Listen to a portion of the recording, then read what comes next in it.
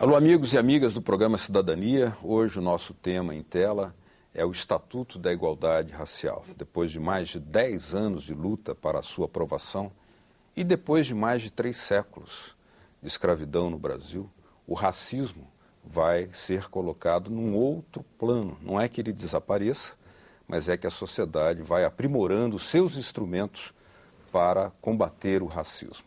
E a partir dessa nova realidade, aprovado aqui no dia 16 de junho, aqui no Senado, e vai à sanção presidencial, o novo Estatuto da Igualdade Racial, nós convidamos o ministro da Secretaria de Políticas de Promoção da Igualdade Racial, Dr. Eloy Ferreira de Araújo, para conversar conosco aqui, a quem agradeço muito pela presença. Muito obrigado, ministro. É um prazer estar aqui com você, Beto. Nós temos aí uma nova realidade. Depois de 3 séculos, talvez até o próprio movimento negro, que vem levando toda essa luta durante todo esse tempo, valorosa, indispensável, necessária luta, ainda não tenha, digamos, se adequado ou tomado plena consciência do que significa esse novo estatuto. O que ele vai permitir daqui para frente para efetivamente superar o que resta de racismo na nossa sociedade, ministro? Beto, o Estatuto da Igualdade Racial, como você bem acentuou, depois de uma tramitação longa e uma espera de tantos anos, pelo menos 122 anos nós podemos dizer que ele está esperando, porque no dia 13 de maio de 1888 foi a grande data, a sanção, né, da Lei Áurea pela Princesa Isabel colocou em liberdade, colocou fim à escravidão e em liberdade cerca de 1 milhão de escravos, que ainda viviam nas senzalas, nas fazendas, nas propriedades urbanas mesmo, como escravos. Mas no dia 14 de maio, colocou um grande desafio. No dia 13 de maio, o fim da escravidão. E no dia 14 de maio, os negros não estavam preparados para aquela nova sociedade que surgia. Então, como incluir os negros no trabalho, na educação, na saúde, com acesso à terra, à cidadania? E aquilo não aconteceu. E então, passados 122 anos desde aquela data, então nós tivemos agora no dia 16 de junho, como você acentuou muito bem, a aprovação do Estatuto da Igualdade Racial. E é um diploma extraordinário. Ele não é apenas assim um estatuto que tenha a possibilidade de direitos, né? Ele é uma matéria bonita.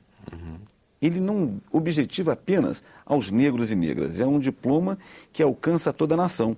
E alcança por quê? Porque quando ele tem a sua espinha dorsal fincada ali assim, formatando as ações afirmativas, ele permite a construção de um ambiente de inclusão de negros e negras, construindo a sociedade de uma forma muito tranquila. Não há ambiente de uma disputa, de uma guerra, é um ambiente de fraternidade. E é isso que o Estatuto coloca na ordem do dia. E nessa direção, ele avança para a inclusão dos negros nos meios de comunicação, com acesso à terra, à educação, à cultura, à preservação da cultura das religiões de matriz africana, a sua proteção. O acesso à moradia e às políticas de moradia. Exato, o acesso. E o acesso ao crédito e ao investimento. Ou seja, aquelas possibilidades que foram oferecidas aos imigrantes europeus no início do século passado e no final do século passado, né? No século passado, século XIX e no século XX, todas aquelas possibilidades de inclusão oferecidas aos imigrantes europeus que não foram dadas aos escravos e nem aos ex-escravos. Mas, ministro, eu gostaria de pedir a sua licença para que a gente chamasse aqui um VT do nosso jornalismo e pudéssemos, em seguida, continuar a nossa entrevista aqui para, inclusive, dar aos telespectadores uma maior noção, maior amplitude sobre o que significa e os desdobramentos desse Estatuto da Igualdade Racial. Por gentileza. Mais de 50% dos brasileiros são negros, segundo dados do IBGE. É a segunda maior população negra do mundo, só perde para a Nigéria. Mesmo assim, será que o Brasil é um país racista? Existe esse mito de que somos uma democracia racial, mas, na verdade, há uma grande exclusão da população negra. Posso ascender economicamente, socialmente e, mesmo assim, eu ainda vou ser encarada como uma mulher negra e eu não posso estar em espaços de poder como uma mulher pobre, branca, que passa pela universidade. A renda média dos negros é pouco mais que a metade do que recebem os brancos. Enquanto os negros têm em média 7,6 anos de estudo, os brancos têm 9,1. Por causa dessas diferenças, foi criado o Estatuto da Igualdade Racial. Depois de quase 10 anos de discussão, ele sofreu diversas mudanças e foi aprovado pelo Congresso. O Estatuto garante à população negra a igualdade de oportunidades. No ensino básico, obriga o estudo de História Geral da África e da população negra no Brasil. Reconhece o direito à propriedade definitiva para remanescentes de quilombos que estão ocupando suas terras.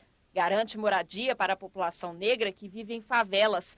Não permite discriminação a religiões de matriz africana e incentiva políticas de inclusão do negro no mercado de trabalho. Tem uma simbologia, o Estatuto, que será um instrumento muito forte no combate ao preconceito no Brasil. No texto aprovado, o termo raça foi substituído pela palavra cor, porque o relator, senador Demóstenes Torres, entende que geneticamente as raças não existem. Também foram retiradas as políticas nacionais de saúde específicas para negros, a reserva de 10% das vagas de cada partido ou coligação para candidatos negros e os incentivos fiscais para empresas que contratassem trabalhadores negros.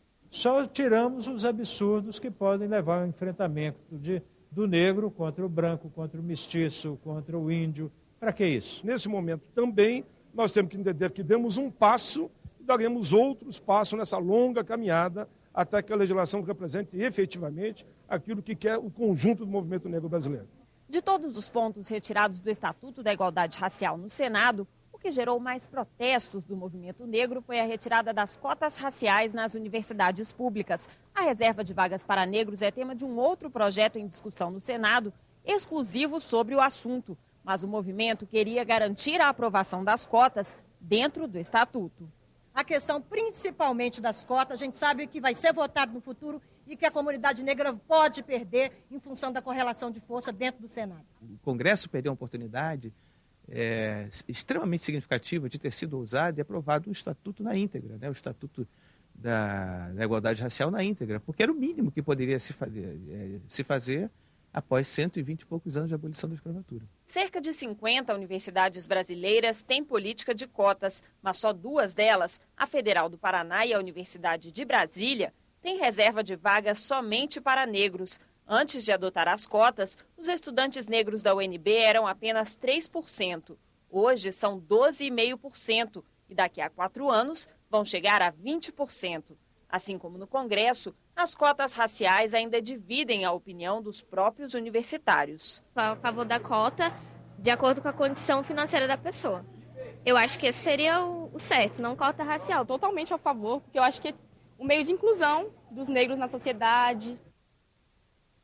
Ministro, talvez o que não esteja muito claro ainda para a sociedade, seria muito importante que o senhor pudesse esclarecer, é que o Estatuto cria algo muito maior, talvez, segundo essa leitura, do que as cotas, que não estão impedidas de serem aplicadas. Ele cria um sistema nacional de promoção da igualdade racial, pelo qual mecanismos, entre eles os das cotas, poderão ser implementados. É assim? É isso mesmo, Beto. E é importante notar que todos esses mecanismos têm sustentação enquanto o Estatuto é um diploma de ação afirmativa. E a ação afirmativa não é sinônimo de cota. A ação afirmativa é algo muito maior. Cota é um tipo, é uma forma, é uma espécie, enquanto a ação afirmativa é o todo, é o grande guarda-chuva.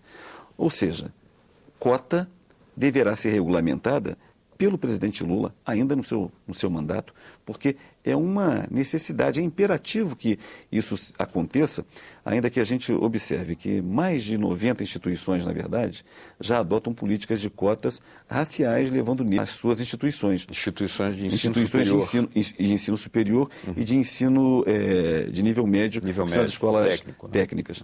Então, e o que ocorre é que alguns diziam que não haveria condições para os estudantes negros nessas instituições, porque seriam rechaçados. Não conseguiriam aprender, não teriam um bom ambiente na instituição, tudo caiu por terra. Tudo. O rendimento dos estudantes, a interação com toda a comunidade universitária. Alguns estudantes negros cotistas disputam e ganham as eleições para os diretórios acadêmicos. Olha que negócio bonito. Então a interação na universidade, num ambiente estudantil, é extraordinária. E o desenvolvimento desses estudantes confirma-se também fantástico. O senhor diria que a própria aprovação do Estatuto, como essas realidades nas escolas, com a não observância de conflitos grandes, né? Exacerbação de conflitos raciais, seria o sinal de que a sociedade brasileira está amadurecendo para politicamente entender e formas até mais profundas de justiça social? Eu não tenho dúvida, eu tenho certeza. Por isso que eu afirmo isso, que esse estatuto não é apenas da população negra, é da população brasileira. É um instrumento para a nação reparar desigualdades históricas e avançar na solidificação, né, na sedimentação, em definitivo, consolidação da nossa democracia, que vai ficar plena com a inclusão de todos os setores. E é um aspecto que deve ser observado, é que quando o Estatuto for sancionado no próximo dia 20 de julho pelo presidente Lula, todos aqueles que são amigos da Corte nas ações que tramitam no Supremo Tribunal Federal contra cotas, tramitam duas. Uma contra o ProUni e outra contra as cotas na UNB. No Supremo, né? No Supremo Tribunal Federal. Essas ações, os advogados deverão peticionar o STF pedindo o arquivamento daquelas ações, porque elas perderão o objeto. Porque não havia lei que sustentasse. Agora há o Estatuto da Igualdade Racial, que sustenta cotas e sustenta muito